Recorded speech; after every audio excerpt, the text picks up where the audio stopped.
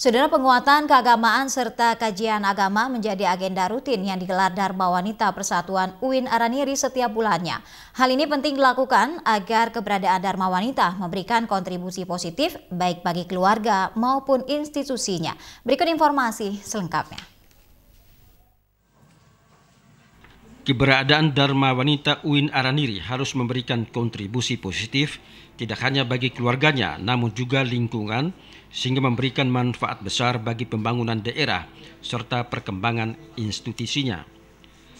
Di sela-sela kegiatan silaturahim Dharma Wanita UIN Araniri yang diisi dengan kajian agama oleh Muhammad Marjudi, Ketua DWP UIN Araniri Cut Megawati menyatakan kegiatan silaturahmi yang setiap bulan digelar ini menjadi bagian dalam meningkatkan ukhuwah Islamiyah antara sesama anggota Dharma Wanita di UIN Araniri serta menjadi lahan dalam menimba ilmu pengetahuan.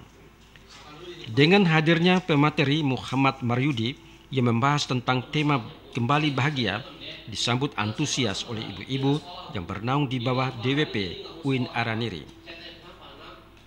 Selama 3 jam lebih kajian yang membahas tentang standar kebahagiaan bersama Marjudi juga mengharapkan ragam treatment bagaimana hidup sehat tanpa beban dengan tetap mengikuti anjuran Rasulullah serta berpedoman pada Al-Quran. Tim Liputan TVRI melaporkan.